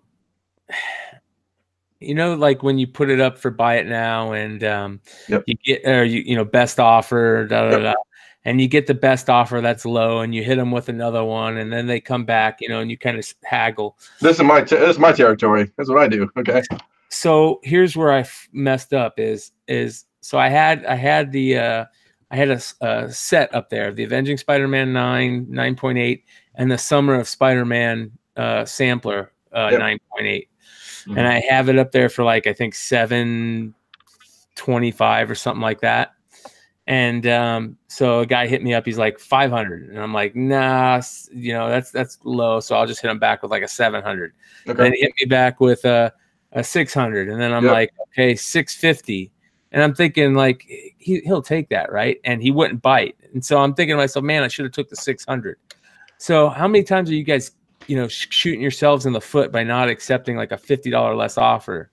When it comes to, at least for me and how we do it, I guess, is if it's a big book, we kind of talk about it and we kind of if it's close enough, I usually take it. Yeah.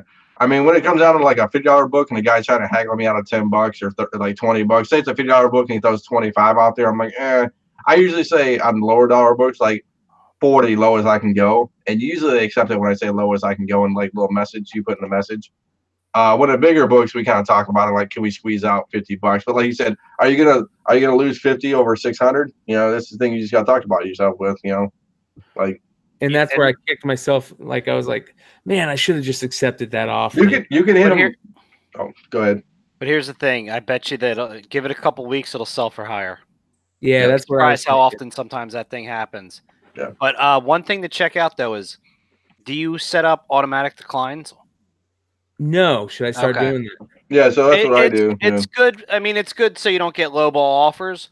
But if you have that set up, you should always check your completed offers because that person might have sent you 3 or 4 offers that didn't qualify.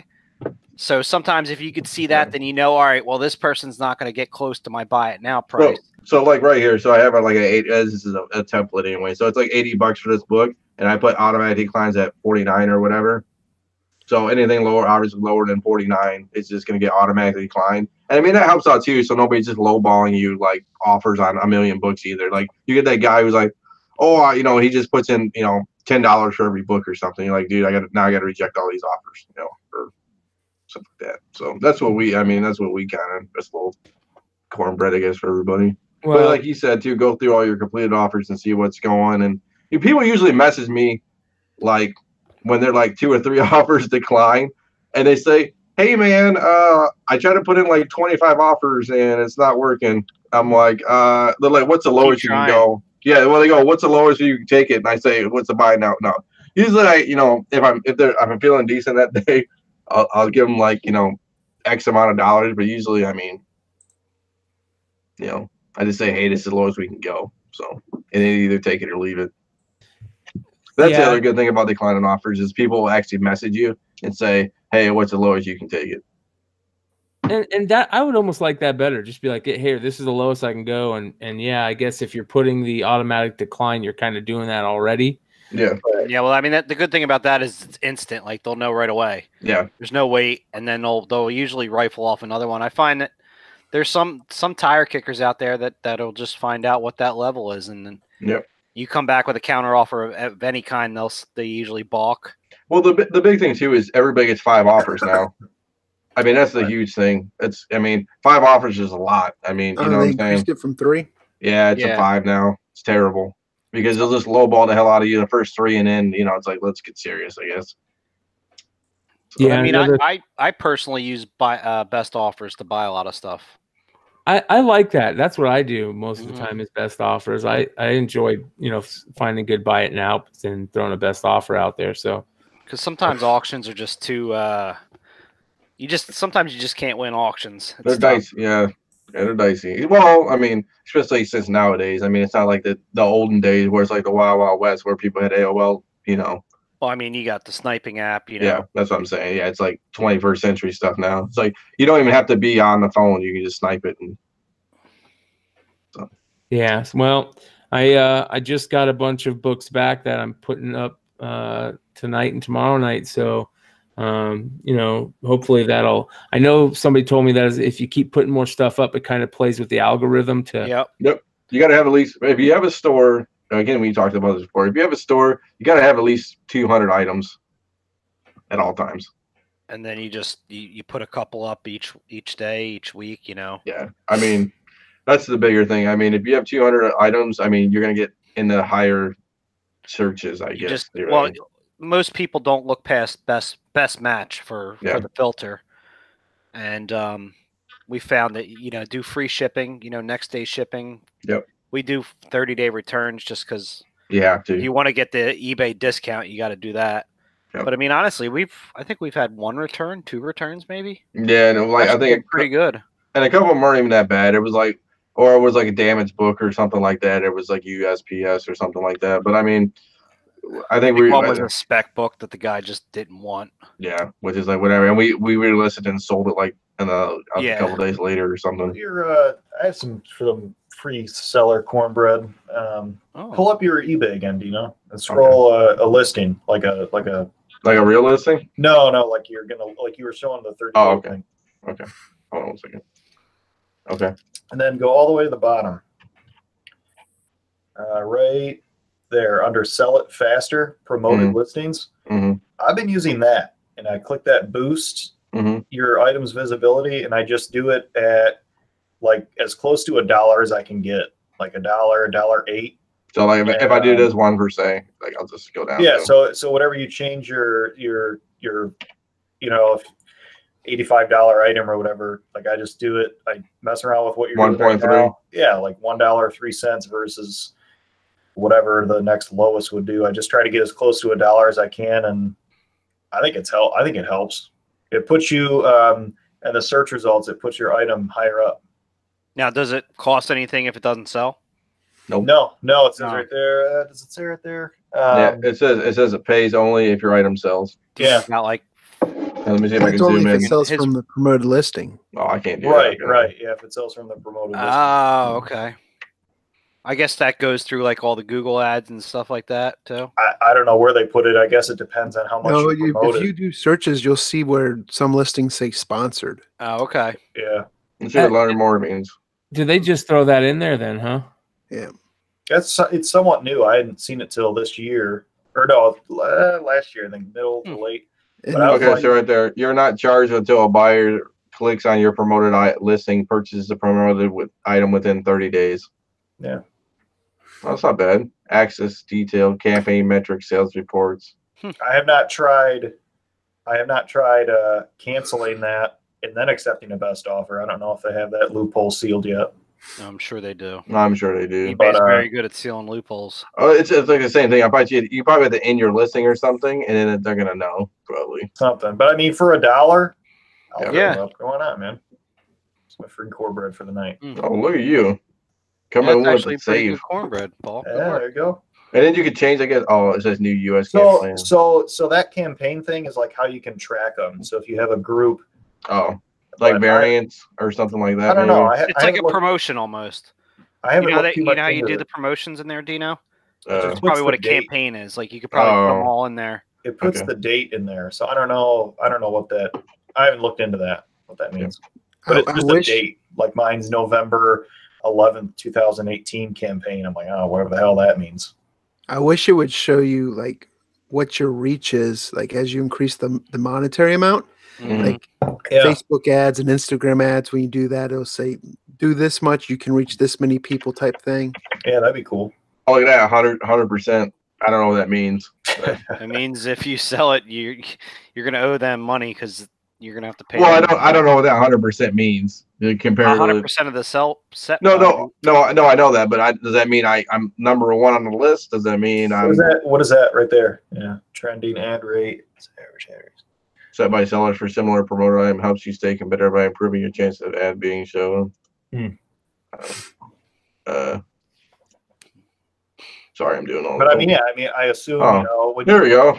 There's some data, 7%. when you pull up the eBay app, they have those promoted items or 8.49. Wow, 8.49 for comics. Man, eBay's really killing the analytics. So if you sell it, you lose 20% off the sale because 8% from there, another 10% from seller fees and PayPal. Let's see what the average. Let's see the highest one because I'm a man with numbers. Let's see. So 10% looks like up here. 10.58. Julia Watts. Oh, it's 11.5. All right. Oh, Jesus. Yeah. 12. I guess it's Loose probably the speeds. things. Yeah, there's probably the things where there's most competition in. Stamps. Oh. So what is that you're looking at now? That's what they'll charge you on top? No, this is what trending rate. Trending. That's a trending rate. So like it says like 7% is a trending rate. That's what it is. Yeah, okay. Let's see what But that's what I do. I figured for $1. oh, gift cards 13%. Yeah, Let's get it. Oh, this is interesting.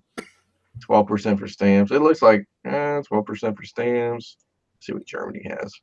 Oh, look at Germany. They don't care. Like 6%. It's like Whatever. 6 beers. Yeah, no kidding. already so high. Stamps, Australia. This is interesting. It's cool stuff. It looks like Europe, they don't even use a lot of it. Look at that. 5%, 8% collectibles, it looks like. Ryan, what's up with the Gretzky quest? That's what we're just talking That's what we're just talking about. Get your head out of the game. In the game. I didn't know if there's anything else. Any positives? Any other? No, it's just me being an idiot and messing. No, he hasn't sold anything. Yeah, so He's got no listings. He's got a fat 0 he's starting with. Yeah, I'm killing myself. Okay, Paul, let's you got a problem, buddy? You got one in the book? Yeah, let's grab my notebook back here. Oh goodness, he's got a notebook. Oh, he's in the notebook. Yeah, he's got the notebook.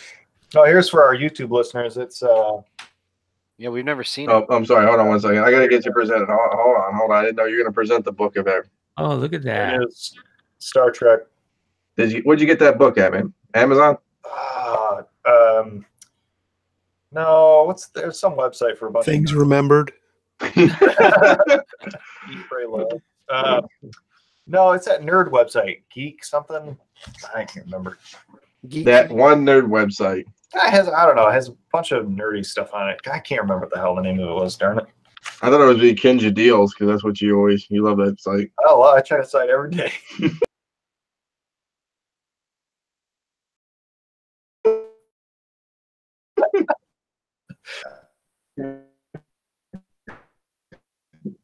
Might have to try to write down notes or Through this. So, and I go around to the other ATM in the car, and it's out of service. So and I go to the front, and the old lady's gone, but there's someone else at the ATM, and I'm like, and it's cold, so I'm like, I'm just gonna go inside. So I go inside, and I have to wait behind the same old lady to go inside for something now. It took me like 20 minutes to get whatever the hell I was doing at the bank. I'm like, this is insane. I'm just old ladies, man, getting stuck behind them with checks at grocery stores and whatever she was trying to do at the ATM. Gosh, it was ridiculous. It's kind of a slightly lame one, but just you've all been there, stuck behind somebody in some line or whatever. I just push old ladies over. I should have. Get it. It was just everywhere I went, I just had to be behind this woman. It was meant to be. I had to wait for this old lady, testing my patience that day. Paul goes to the bathroom and she's standing waiting in line at the urinal. It is 2019. Yeah, I mean, maybe she likes to stand while she pees. God, I can't remember what happened. This one I just have written down. Pre-Logan lotion explosion is all I have for this. Story. I didn't want to know. I'm interested. I don't know if this is ready for the podcast. I don't know if this. If I remember correctly, I went to meet two of my buddies to see Logan in the theater, and I don't know, my hands were dry. Oh, God. I went to put to smack the bottle to get the lotion down, and somehow it just fucking exploded everywhere right before I go in the movie theater to see my buddies. And I'm like, are you kidding me? Like, what? Like, at least the movie theater's dark. But I'm like, what am I supposed to do with this? And, so what'd you do? I just tried to clean it up the best I could. Tip my coat up all the way up to make sure. Oh my God, Paul. What's up, Ben? Ben Stein, what's going on, dude? Got home safe? Yeah, and then I walk in on that. Knock, Ben. You gotta knock. Yeah, you gotta knock. Knock on the door, man. Ocean explosion happening in here. Now, Ben, you just joined us, but we were talking about speculation fatigue earlier. Yeah, what are your thoughts? Oh, well, I'm the worst. I don't speculate at all. I'm the worst at it. The only thing I buy is just stuff that's already gone up. So I can't see how people keep doing it over and over. It's crazy to me, but it's just too much to keep up with. Oh, well, and there's a new. And you got to sell fast. There's a new first appearance every single week. Well, we talked about that, about Marvel DC pumping up books, and every new book comes out, it's a first appearance or some kind of key book or something like that, because nobody's gonna buy books that aren't first apps or key appearances as a speculator market, right? I mean, they're just not. Oh yeah, for sure. I mean, that's why we get new number ones every 6 months for Marvel. Or Red Sonja. Red Sonja seems to have a new number one every 6 months as well. Mm-hmm. One of the guys in the chat says, anyone spec for a living or a main source of income? No. That'd be horrible. Could you imagine if that was your main source of income? Ugh. You know, it's funny. Dino and I talked about this. Like, there's always like those guys at a con that are like grumpy as fuck, and you're like, dude, you sell comics for a living. How are you not like at least okay? Like, and I came to the conclusion that I guess whatever you do for a living, you probably are going to end up almost hating, because it's your job. Like, dude, it's a grind, man. You have to make money. You have to go to every. These guys have to go to, I don't know, 15 cons a year. Well, then you gotta, and I understand, right? You're not in your own bed, right? You gotta travel. You're taking the books. You're setting up. You're tearing down. Like we do it, and we're exhausted after a weekend. Like Yeah, I couldn't do more than one show in a year. Like those boys. Yeah, and those boys are doing it every weekend, going to different places and stuff. And plus, I mean, if you don't sell anything, you might not eat that week. Like, that's too much customer service. I don't know. It's weird. I mean, when I used to do card shows all the time, I mean, I would do almost 2 a month sometimes. Wow. And and I never looked at it as like hard work or anything like that. I think if you are on top of it, I think a lot of these guys are just. I don't want to say that they're not on top of it, but they're kind of not. They're I don't know. They're trying to find things that they make $1 on or something. And I don't look for any of that stuff. I mean, I don't know. I just think there's different ways to do it. I think that maybe those guys that look like they're beat to death. The problem too is like, what's your business model? You know what I'm saying? Are you that guy who has all the new releases and doing modern books and stuff like that? Or are you the guy who has $1,000 books and hoping 2 or 3 guys roll by and buy $1,000 book off you? Yeah, are you the guy that does double eBay and thinks that you're gonna make sales? Yeah. I mean, that was always my thing. If I'm going to set up at a show, I'm there to sell. I mean, I'm moving stuff. I mean, I know what, in that time it was cards, but I mean, yes, I know what they're selling for, but I'm going to give the guy over there who's got a big, roll of cash, I'm going to give him, some kind of incentive to buy it from me, and let him deal with eBay and the IRS and all that stuff. Just give me cash and I'm done. I don't see, but these guys, a lot of these guys just don't like that. They want full dollar out of every single book, and it doesn't work that way. Nice ratio variant in the back too. Silver Surfer 2. Right? Yeah. Nope. I love it. Yeah, it's a great cover. Yeah, I'm looking for it as we're looking, just because I got to get that book now. Yeah, Van Denby is one who turned me on to that a long time ago when I was still doing ghost book articles and stuff like that. I think I did see that Comic King still has some for like $80 or something like that raw, but I would be hesitant to buy it from them because they've graded a bunch of them. So my guess is they've cherry picked the best ones. Oh, I didn't tell you too, Ben, because you came in late. I unveiled the hat collection on the podcast. You were supposed to wait. I'm okay. Too excited. I'm okay. So I didn't do it all. I just did some books I picked up. Does he do many shows? I don't know. That's a good point. I don't know. Maybe I bet you he does like New York Comic Con or something ridiculous like that. I bet. I haven't. I can look right now. Actually, that's a good question. He'd be an interesting one to get a commission from, I think. Yeah, I mean, does he have his schedule? Ugh, contact news, maybe news. Nope. His website's a little.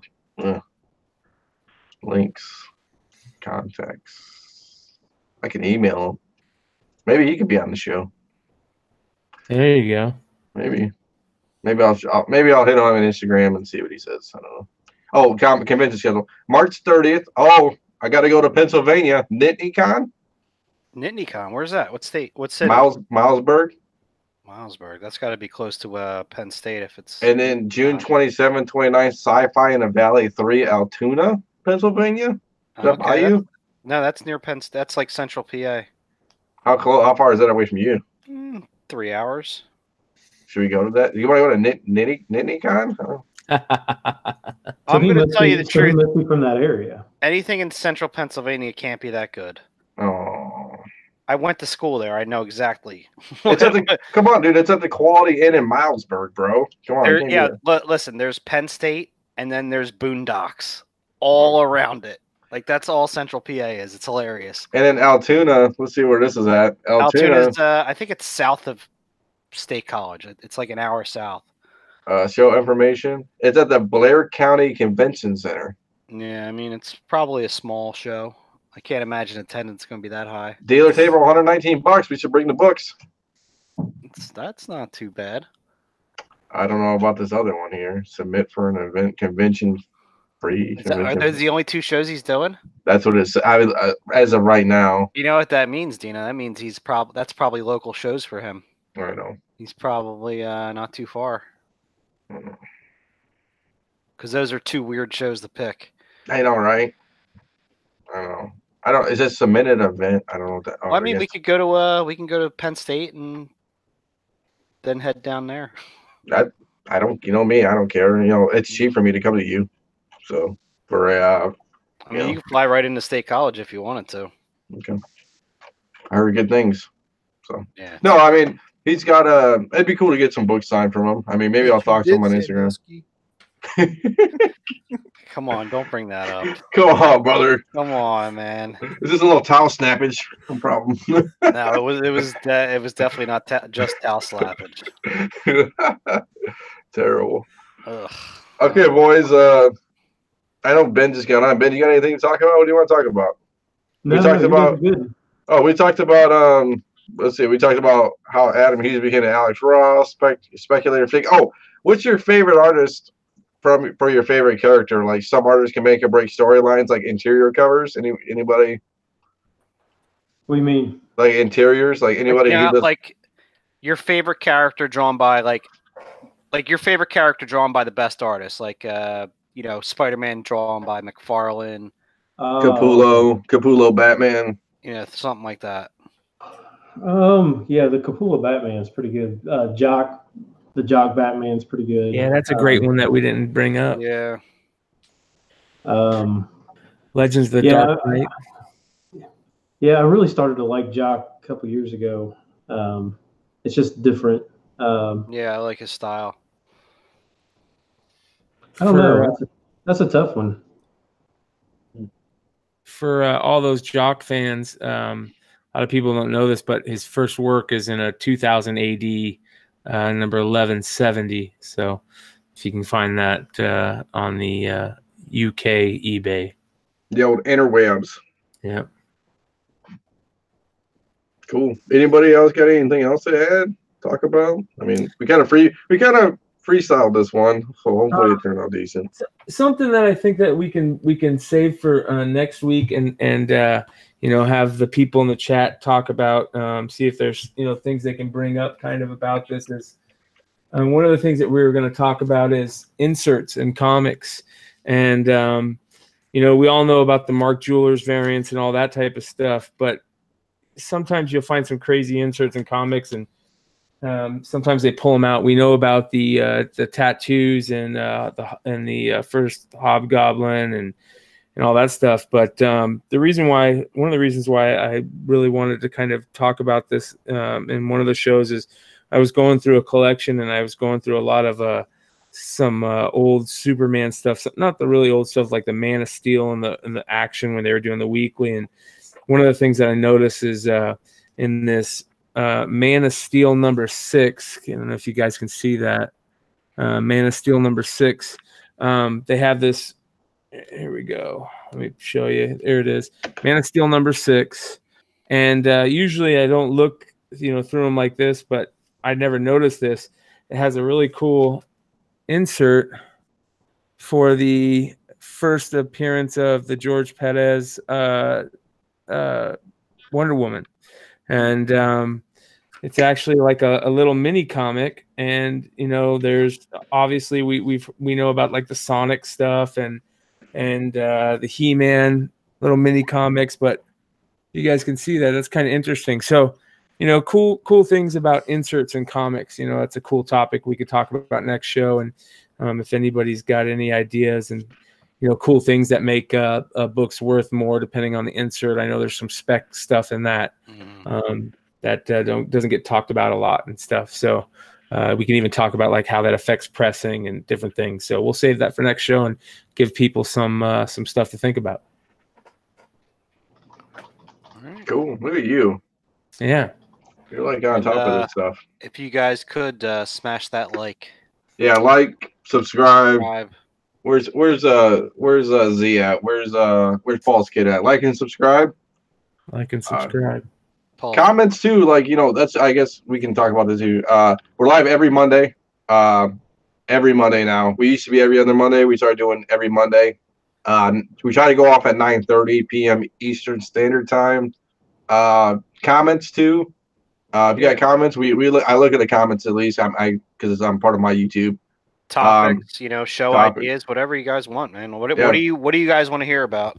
Yeah, hit up the Instagram site and the Facebook site, CBSI Facebook site. I know there's. Yeah, post pictures with us. Hit us up in the DMs. One of us is looking at it, so I'm sure we'll talk about it and we'd love to see your FlipSide fan cave. So if you guys got any cool setups and how you display your stuff, or you've got a man cave or a basement where you've got all your stuff set up, take pictures, throw them up on Instagram, and throw up hashtag FlipSide fan cave, or just any cool FlipSide, cool thing that you've picked up. Just throw up hashtag FlipSide tales. Yeah, FlipSide pickups. Like, we got cool pickups. It could be cards, comics, statues, action figures. Yeah, 7 p.m. Pacific Standard Time. That would be correct. Or is it 7:30? Yeah, 3 hours behind. Be 6:30. Oh, 6:30. Yeah, 6:30. Yeah, 6:30 Pacific Standard Time. Sorry. I was just talking about the half hour. Yeah. So, but no, we're good. Dino. Whatever. Mountain Standard Time. So no, we're good. So yeah, if everybody can do that, that'd be great. So, all right, boys. If you guys don't have anything else, we're gonna call it a night, I guess. Yeah. Good show. All right, boys. Later. So yeah.